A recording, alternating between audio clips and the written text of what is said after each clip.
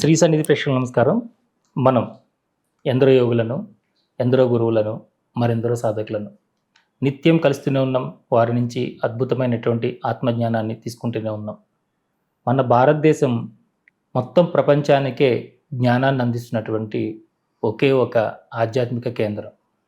ఇక్కడ ఎందరో గురువులు, ఎందరో ఆధ్యాత్మికవేత్తలు జన్మించి వారి జ్ఞానాన్ని విశ్వవ్యాప్తం చేశారు. అలా ఇప్పటికీ చేస్తూనే ఉన్నారు. అలాంటి వారిలో ఒకరు ఆచార్య తిరునగరి వెంకటేశ్వర స్వామి వారు. గురువుగారు ఈ దేశానికి, ముఖ్యంగా ఈ సనాతన ధర్మానికి, అందులోనూ ముఖ్యంగా హైందవ సంస్కృతి సాంప్రదాయానికి వారి యొక్క విలువైన సేవలను అందించాలని నిరంతరం కృషి చేస్తూ ఆ మార్గంలో ప్రయాణం చేస్తూ ఎన్నో విజయాలను కూడా అందుకున్నారు. అలాంటి వారు ఈ రోజున మనకి వారి యొక్క విలువైన సమయాన్ని కేటాయించారు. ఇక ఏమాత్రం ఆలస్యం చేయకుండా ఈ సత్సంగం ప్రారంభిద్దాం. నమస్కారం గురుగారు. నమస్తే. చాలా సంతోషం. సత్సంగం ఉన్నారు కాబట్టి సత్సంగత్వే నిస్సంగత్వం, నిస్సంగత్వే నిర్మోహత్వం, నిర్మోహత్వే నిశ్చలతత్వం, నిశ్చలతత్వే జీవన్ముక్తి. ఇదన్నది సాక్షాత్ ఆశంకరాచార్యుల వారు మనకు అందించారు. కానీ దీనిలో కూడా భేదాభిప్రాయాలు ఉన్నాయి. ఏమిటంటే ఆయన మొట్టమొదట శివ అంటే వచ్చేసేవాడు, ఎదురుగుండేవాడు.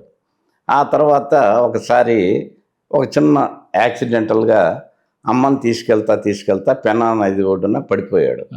మోకాలు చెప్పు పగిలిపోయింది. శివ అన్నాడు, రాలేదు. నొప్పి తట్టుకోలేక అమ్మ అన్నాడు. అమ్మ కదా, కరుణ కదా, రసం కదా, కారిపోయింది. బిడ్డ అంది, ఇట్లా అంది, నొప్పి తగ్గిపోయింది. అప్పుడు ఆయన ఏమన్నా అంటే నశక్తి శివ శవప్రాయ, శక్తి లేనిది నశక్తి శివ శవప్రాయ, శక్తి రహితం శవం, శక్తి సహితం శివం, నేను శివం. అక్కడ ఆయన వెళ్ళిపోయాడు. సౌందర్య లహరి అమ్మవారిని కీర్తిస్తూ ఆ తర్వాత కూడా ఇంకా ముందుకెళ్ళాడు. ఎక్కడికి వెళ్ళాడు? శైవం నుంచి శాక్తేయంలోకి, శాక్తేయంలో నుంచి ఎక్కడికి వెళ్ళాడు? భజ గోవిందం భజ గోవిందం గోవిందం భజ మూఢమతి, వైష్ణవంలోకి వెళ్ళిపోయాడు. అంటే గురుగారు, ఇప్పుడు మీరు ఇప్పటికే ఎన్నో రకాల ప్రవచనాలు చేశారు, ఎంతోమందికి ఎంతో జ్ఞానాన్ని ఇచ్చారు. మీ రచనల ద్వారా కావచ్చు, ఏదైతే సాంప్రదాయం గురించి, ధర్మం గురించి పాటుపడుతున్నారో, అసలు దీనిలో మనం ముఖ్యంగా ఆధ్యాత్మికత అంటే దాని యొక్క డెఫినేషన్ మీరు ఏం చెప్తారు ఇంత మీ యొక్క అనుభవంలో? ఆధ్యాత్మికం ఆది ఆత్మను గురించి తెలియజేసేటటువంటి శాస్త్రాన్నే ఆధ్యాత్మిక శాస్త్రం అంటారు. ఇప్పుడు ఆది ఆత్మ ఎక్కడుంది? ఇహంలో ఉందా, పరంలో ఉందా? ఇహంలో అయితే లేదు. అవునండి. పరంలో ఉంది. అందుకనే పరంలో ఉంది కాబట్టి పరమాత్మ అన్నారు. ఇక్కడ నేను ఒక చిన్న మాట చెప్తా. ఈ సృష్టిలో ఈ భూమి ఏ డస్ట్ ఆఫ్ పీస్, ఒక ఇసుక రేణువు. ఈ ఇసుక రేణువు ఏదైతే భూమి ఉందో దాని మీద 84 లక్షల జీవరాశులు ఉన్నాయి. దానిలో మానవ జాతి ఒకటి. దానిలో చివరిలో నేనున్నా. 84 లక్షల జీవరాశిలో, మానవ జాతిలో ఆఖరిలో నేనున్నా. నాకు దేవుడు అనే పదాన్ని ఉచ్చరించడానికి కూడా అధికారం లేదు. దేవుడు అనే పదం చాలా చిన్నది, గాడ్ అనే పదం చాలా చిన్నది. అంతకన్నా ఎక్కువ మహానుభావుడు, మహానుభావురాలు ఏదో నాకు తెలియదు. ఓకే, ఎందుకని ఉచ్చరించడం మీకు లేదు? చెప్పాను కదా సార్. ఇప్పుడు ఈ భూమి ఇంత పెద్ద భూమి, ఈ సృష్టిలో ఇసుక రేణువు అయినప్పుడు దాని మీద 84 లక్షల జీవరాశులు ఉన్నాయి. దానిలో ఒక జీవిని నేను, మా మానవ జాతి ఆ దాదాపు 600 కోట్ల మంది ఉన్నారు. వాళ్ళలో నేను ఎక్కడో లాస్ట్లో ఉన్నా. నాకెక్కడ అధికారం ఉంటుంది దేవుడని? ఈ భూమే ఉదిగుంది. ఆఫ్టర్ ఆల్ నేనెంత? అంటే మీరు ఎక్కడి నుండి వచ్చారు? నేను ఎక్కడి నుంచి వచ్చానంటే నా తల్లి గర్భం నుంచి వచ్చాను. తల్లి గర్భంలోకి ఎలా వచ్చారు? తల్లి గర్భంలోకి ఎలా వచ్చానంటే నా కర్మ ఫలితంగా అక్కడ నేను ఎంటర్ అయ్యాను. అంటే నా బీజం మీకు చెప్తాను. ఇప్పుడు నా తల్లి గారికి 45వ సంవత్సరంలో నేను జన్మించాను. అయితే ఆమెకి నా ముందు 4 ఆడపిల్లలు. ఓకే. మరి ఆమె ఒకసారి వెంకటేశ్వర స్వామిని అయ్యా నాకు మగ సంతానం లేదు, మరి నాకు మగ సంతానం లేకపోతే మోక్షం రాదు కదా అని ఏదో వేడుకుంటే నేను పుట్టానట. అందుకే ఆయన పేరు నాకు పెట్టింది వెంకటేశ్వర స్వామి అని. కాబట్టి ఎప్పుడైతే నా అప్పటి కర్మలు ఉన్నాయో ఆ కర్మానుసారం ఆమె గర్భంలో నేను వచ్చా. ఎలా వచ్చానంటే ఇంకొకటి, నా తండ్రి గారు తిరునగరి తిరువేంగళాచార్యులు గారు, మా తాతగారు, మా అమ్మమ్మ హస్బెండ్ తిరుమల పెదజీవురు స్వామి గారు, మాది పూర్వం ఆళ్వార్ తిరునగరి. ఇది విషయం. మీరు పుట్టడమే అట్లాంటి కుటుంబంలో పుట్టారు కాబట్టి ఈ ఆధ్యాత్మిక మార్గం వైపుగా మీరు ఆకర్షింపబడ్డారా, లేదు ఏదైనా ప్రత్యేకమైన పరిస్థితుల్లో దీని వైపు పూర్తిగా వచ్చారా? ఏం లేదండి. ఇది నేను ఆధ్యాత్మికంగా రావటానికి 3 కారణాలు ఉన్నాయి. నా 19వ సంవత్సరంలో ఒక గురువు గారు వచ్చారు, 3 అడుగులు ఉన్నారు. ఆయన కరేడు అనే గ్రామంలో నా దగ్గరికి వచ్చి నన్ను సముద్రం మీద నడిపించారు. అవాక్కయ్య. ఆ తర్వాత కరేడు బస్ స్టాండ్కి తీసుకొచ్చి జేబులోంచి చాక్లెట్లు తీసిస్తున్నాడు అందరికీ. అరే ఈ విద్య భలే ఉందని నేను నేర్చుకుంటే బాగుండే అనుకున్నా. అప్పుడు అదే గొప్ప విద్య. ఆ తర్వాత అట్లా రకరకాలు చూస్తూ నాకు ఒక రకమైన ఎమోషన్ వచ్చింది.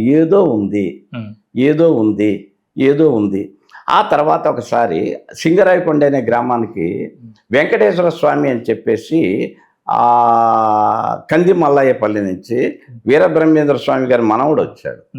మేమిద్దరం మాట్లాడుకున్నాం. మా డిస్కషన్లో నాకు ఒక డౌట్ వచ్చింది. నాన్న నాకు డౌట్, వీరబ్రహ్మేంద్ర స్వామి విష్ణుమూర్తి అవతారం అంటారు కదా, విష్ణువు వీరబ్రహ్మేంద్ర స్వామిగా పుట్టారు, శివుడు ఆనంద భైరవగా పుట్టారు. మరి విష్ణుమూర్తికి దశావతారాలు ఉన్నాయి కదా, ప్రతి అవతారంలో నిలువునామం పెట్టుకున్నారు కదా, మరి పెద్ద ఆయనకి అడ్డనామం ఎవరు పెట్టారు అన్న నిజంగా నాకు తెలియదు అన్నాడు. నిజం చెప్పాలంటే నాకు కూడా తెలియదు. ఆ తర్వాత నాకు తెలిసింది, నేను సమాధానం చెప్పగలను. ఇప్పుడు చెప్పండి. అయితే ఇక్కడ ఆయనకి అడ్డబొట్టు ఎందుకు వచ్చిందంటే, ఇక్కడ ఏదైతే ధ్యానంలో ఒక పూర్తి స్టేజ్కి వెళ్తామో దానికి శివం అనేది చాలా ఇంపార్టెంట్. అది తెలియజేయటానికే ఇది పెట్టారని నా ఉద్దేశం. బట్ జవంగుల నాగభూషణాచారి గారి కొడుకును కూడా నేను అడిగా.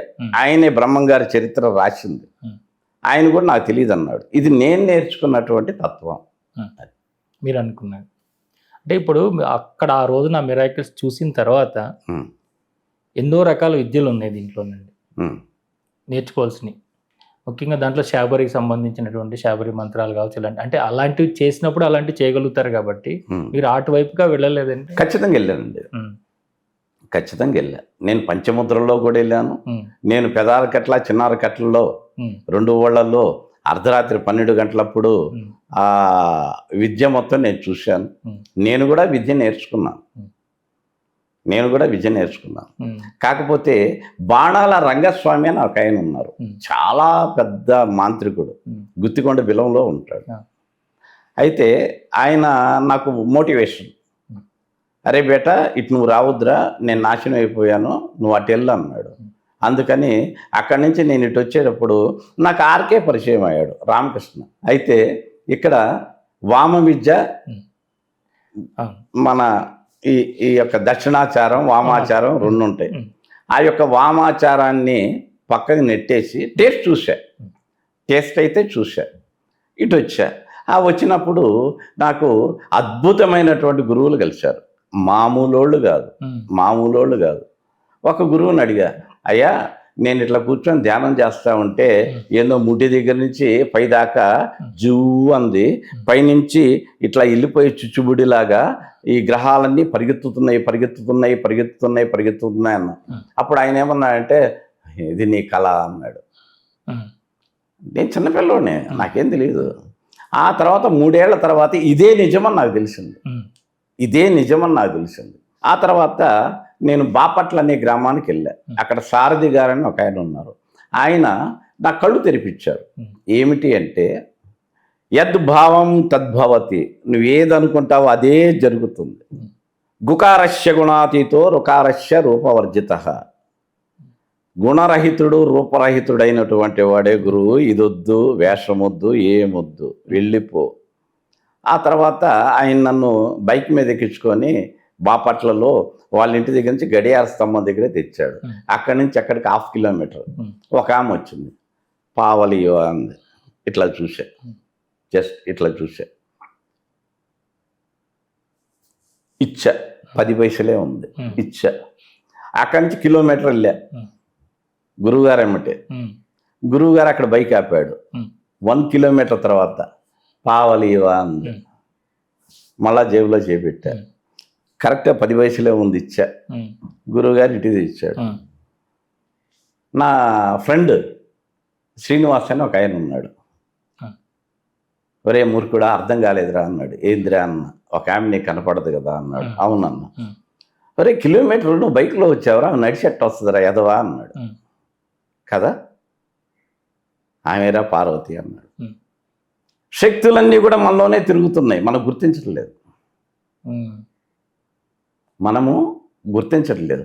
సేమ్ ఇదే కందుకూరు అనే గ్రామంలో నేను నా శిష్యుడు మాల్యాద్రి అని ఆయనకి, నాన్న ఇలా తిరుగుతూ ఉంటుంది, జాగ్రత్త చూడు అన్న. అప్పుడు సేమ్ అక్కడ కూడా ఒక లేడీ, ఒక ఆమె వచ్చింది. ఇట్లా అంది, నువ్వు నాకు తెలిసిలే అన్న. ఆయన ఎదురుగా నా ఎదురుగా మాయమైంది. నాకు ఫ్యూజులు ఎగిరిపోయింది. ఒక విద్య అనేది ఉంది, ఒక విద్య అనేది ఉంది. ఈ విద్యని మనం నేర్చుకోవాలి. అక్కడ 21వ సంవత్సరంలో నాకు పునాది అనేది ఏర్పడింది. ఆ తర్వాత కాశీనాయన దాదాపుగా 8 నెలల పాటు నన్ను తీసుకొని వెళ్ళిపోయాడు. ఆ తర్వాత కృష్ణస్వామి కర్నూలు, కడప నన్ను బురదలో పొల్లాడిచ్చాడు. పందుల మీద పడుకునేవాళ్ళు. ఇప్పుడు జ్యోతి ఎవరు నమ్మరు.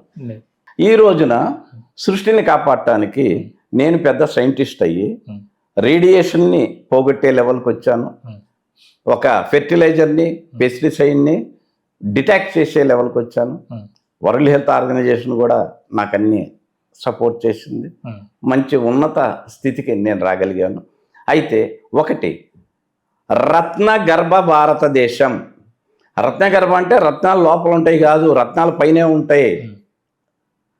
ఆధ్యాత్మిక రత్నాలు. అలెగ్జాండర్ గారు అదే చెప్పారు. అలెగ్జాండర్ గారు గురువు అరిస్టాటిల్ గారు, అరే నాయన నువ్వు వెళ్ళావు కదా, అరే నువ్వు ఎటు పోతావు నాకు తెలుసు, నాకు అన్ని నీళ్లు కానీ, ఒక గురువుని కానీ, అంత మన్ను కానీ తే అన్నాడు. అంత గొప్ప ల్యాండ్ మంది. నేను ఇందాక చెప్పా, గుకారస్య గుణాతీతో రుకారస్య రూపవర్జిత. గుణరహితుడు రూపరహితుడు అంటే వాడే గురువు. ఓకే, మనం ఏది ఇచ్చినా కూడా దాన్ని ఫాలో అయితే, వాడు దొంగ అయితే మనకు అవసరం లేదు, మనకు మంచి జరుగుతుంది. దీనికి నేను నా గురువు చెప్పినటువంటి ఒక చిన్న ఇది జవాబు నీకు చెప్తా. ఒక ఇద్దరు నడిచి వెళ్తున్నారు, మధ్యలో ఒక ఏరు అడ్డం వచ్చింది. జై గురుదేవా అన్నాడు. శిష్యుడు నడుచుకుంటూ వెళ్ళిపోయాడు. వెనక గురువు వస్తున్నాడు. ఇంత లోతు నీళ్ళల్లో మునుగుతా ఇట్ట అనుకుంటూ వస్తున్నాడు. అదేంటి గురుదేవా, నీ పేరు చెప్పుకొని నేను నడుస్తుంటే నువ్వేందంటే, అరే నా గురువు మీద నాకు నమ్మకం లేదురా అన్నాడు. గురువు అనేది కేవలం నమ్మకం, గురి, అంతకుమించి ఏ శక్తి కాదు. అది ఏంటి సనాతనం అంటే ఏంటి? మనకి భారతదేశంలో మొట్టమొదట కృతయుగంలో ఒక ధర్మం ఉండేది. అక్కడ సత్యం తప్ప నడిచేది కాదు. ఆ కాలంలో సత్య హరిశ్చంద్రుడు కూడా ఉన్నాడు. అక్కడ ఎవరున్నా కూడా ప్రతి ఒక్కళ్ళు కూడా ఇట్లా నిలువు నామాలు పెట్టుకొని ఉండేవాళ్ళు. ఎందుకు పెట్టుకుంటారు నాకు తెలియదు. కృతయుగ మానవుడు శల్యగత జీవి. అంటే ఒక ఎముక ఉంటే మళ్ళీ మనిషి క్రియేట్ అయ్యేవాడు. త్రేతాయుగ మానవుడు యంత్రగత జీవి. దానికి సంబంధించినటువంటి ఒక యంత్రంగాను ఉంటే మళ్ళా క్రియేట్ అయ్యేవాడు. ద్వాపర యుగ మానవుడు మంత్రగత జీవి. మంత్రం ఉంటే బతికేవాడు. కలియుగ మానవుడు అన్నహత జీవి. అన్నం ఉంటేనే బతుకుతాడు. ఈ విధంగా అక్కడ ఉన్నటువంటి కృతయుగ మానవుడి దగ్గరికి మీరు వెళ్ళే పని అయితే అక్కడ సనాతనం అనేది స్టార్ట్ అయింది. మొదలు సనాతనం మొదలు ఏంటి? మన మొదలు అత్యంత అద్భుతమైనటువంటి దైవశక్తి. ఆ యొక్క దైవశక్తి ద్వాపర యుగం దాకా నడిచింది. ఏ ద్వాపర యుగం? 4వ ద్వాపర యుగం దాకా నడిచింది. మన ముందున్నది 4వది. అంతకుముందు 3 అయిపోయినాయి. అక్కడ దాకా నడిచింది. సనాతన ధర్మం అంటే అసలు ఏంటి? ఎదుటి మనిషిని మనలాగా చూసుకోవటం ఒకటి. రెండోది, ఎక్కడైతే చెడు జరుగుతుందో ఆ చెడుని ఖండించటం. ఆ తర్వాత ఎక్కడైతే హింసాం దూషయతి ఖండయతి ఇతి, ఇవన్నీ ఎక్కడ జరుగుతున్నాయో వీటన్నిటిని కూడా మనము తీసవతల పారేస్తమే మన సనాతన ఆధ్యాత్మిక స్థితి. ఇది మన నరాల్లో పేరుకుపోయి ఉంది. సనాతన ధర్మం అంటే ఈ త్రేతాయుగానికంటే ముందు కృతయుగము, దానికంటే ముందు సత్యయుగంలోని అక్కడ ఉన్నప్పుడు మీరు అంటున్నారు చూసారా, ఏంటి హింస మరొకటి, ఇవన్నీ ఆ టైంలో లేవు కదా. ఎందుకు లేవు సార్? అప్పుడు కూడా ఉన్నాయండి ఇవన్నీ. ఎందుకు లేవు? అంటే దైవం సంబంధించినటువంటి ధర్మంలో ఉన్న వాళ్ళ దగ్గర కూడా ఇవన్నీ ఉన్నాయి. ప్రతి యుగంలోనూ ఉన్నాయి సనాతన ధర్మం. మరి అదే కదండి మీరు రాక్షసులని పేరు పెట్టింది, అదే కదా. మీరు కృతయుగంలో కూడా రాక్షసులు ఉన్నారని చెప్తున్నారు కదా. ఈ నెగిటివ్ ఎనర్జీ మొత్తాన్ని కూడా రాక్షసులనే మీరు అంటున్నారు కదా. అప్పుడు ఉన్నది, అప్పుడు కూడా ఎక్కడైనా ఉందండి. అప్పటి నుంచి ఇవన్నీ ఉన్నాయి. ఎప్పటి నుంచే ఉంది. ఇప్పుడు సనాతన పాజిటివ్ ఉన్నప్పుడు నెగిటివ్ లేకుండా ఉండదండి. మీకు ఏపీజే అబ్దుల్ కలాం గారు తెలుసు కదా, చెప్పండి. సైంటిస్ట్ కదా. మీరు వారితో కలిసి పనిచేశాను అంటుంటారు. ఎక్కడ పనిచేశారు, ఇప్పుడు పనిచేశారు? ఢిల్లీ. ఏంటి, ఏ సెక్షన్లో? SERP, science and engineering research board, New Delhi. ఇప్పుడు మీరు అఫీషియల్గానండి? అఫీషియల్. ఏంటంటే అది వర్క్ అట్లా. నేను రేడియేషన్ సబ్జెక్ట్. ఇప్పుడు నేను గ్రామ్టెల్ మొబైల్ రేడియేషన్ నుంచి నేను టైప్ అయిపోయి నేను నా పరిశోధనలు చేసుకొని భారతదేశాన్ని కాపాడటానికి, ప్రతి ఇంటిని రేడియేషన్ ఫ్రీ జోన్ చేయటానికి, అలాగే ప్రతి ఒక్కరికి మంచి తీర్థం వేయటానికి, అలాగే ప్రతి ఒక్కరికి ఫెర్టిలైజర్ నుంచి పెస్టిసైడ్ నుంచి డిటాక్ట్ చేయటానికి కొన్ని పరికరాలు కనుక్కున్నాను. నా అదృష్టవశాత్తు అప్పుడు జైపాల్ రెడ్డి గారు ఉన్నారు, ఆయన నా గురువు గారు. మహబూబ్ నగర్ నన్ను అక్కడే తీసుకోవటం జరిగింది. నేను సక్సెస్ అయ్యి బయటకు రావటం జరిగింది. ఆ తర్వాత నాకు World Health Organisation WHO GMPL దగ్గర నుంచి, ఉస్మానియా యూనివర్సిటీ దగ్గర నుంచి మొత్తం నా దగ్గర డేటా మొత్తం నా దగ్గర ఉంది. సర్టిఫికేషన్ కానీ సైన్స్. అంటే మీ లక్ష్యం ఏంటి గురుగారు అసలు? మీరు అంటే నేను కరెక్ట్గా చెప్పాను. నా లక్ష్యం ఏమిటి అంటే ఒకటే, భారతదేశంలో ఫ్రీ ఫుడ్ ఇవ్వాలి, ఫ్రీ విద్య ఇవ్వాలి, ఫ్రీగా నివాసం ఇవ్వాలి. 10 లక్షల మంది సాఫ్ట్వేర్ ఎంప్లాయీస్ ఉన్నారు. ఇప్పుడు ఎక్కడ చూసినా ఫెర్టిలిటీ సెంటర్స్ చాలా ఉన్నాయి. మా చిన్నప్పుడు ఏం లేవు. దానికి నేను ఒక సంజీవిని డివైస్ అని పిరమిడ్ ఒకటి తయారు చేశాను. ఇట్లా పెట్టుకొని ఒక 10 నిమిషాలు ఇలాంటి గాఢ నిద్రలోకి వెళ్ళిపోతాను. బ్రెయిన్ వేవ్స్ జిగ్జాగ్గా ఉంటాయి. ఇది పెట్టుకోగానే బ్రెయిన్ వేవ్స్ ఫ్రీక్వెన్సీలో వస్తాయి. ఎప్పుడైతే బ్రెయిన్ వేవ్స్ ఫ్రీక్వెన్సీలో వచ్చిందో డీప్ స్లీప్లోకి వెళ్ళిపోతాం. చాలా ఇది కావాలి. ఎందుకంటే మీలాంటి వాళ్ళు ఈ దేశానికి చాలా అవసరము. ఎందుకంటే ఈ రోజున దేశం కోసము కలబడేవాడు, కొట్లాడేవాళ్ళు తగ్గిపోయారు. ఎవరి స్వార్థం వాడు చూసుకునే వాళ్ళు ఉన్నారు. ఎవడి స్వార్థం వాడు ఎలా బతికేద్దామో, నలుగురిని మెప్పించి బతికేస్తే అయిపోతుంది కదా అనుకునే వాళ్ళు ఉన్నారు తప్ప, నొప్పించైనా సరే దేశానికి మంచి చేద్దాం అనుకునే తక్కువ చేయాలి. అలాంటి దాంట్లో మీరు ఉన్నందుకు చాలా చాలా సంతోషం సార్. ఈ రోజున ఈ సమయం మీరు కేటాయించినందుకు ధన్యవాదాలు. నమస్కారం. ఇంతవరకు ఆచార్య శ్రీ తిరునగిరి వెంకటేశ్వర స్వామి వారు వారి యొక్క ఆలోచనల్ని, వారికి ఈ దేశం పట్ల, ఈ సనాతన ధర్మం పట్ల ఉన్నటువంటి అభిప్రాయాలని మనతో పంచుకున్నారు. వారికి కృతజ్ఞతలు తెలియజేసుకుంటూ మరొక ఎపిసోడ్లో మళ్ళీ కలుసుకుందాం. అంతవరకు చూస్తున్నది సిరి సన్నిధి టీవీ. నమస్కారం.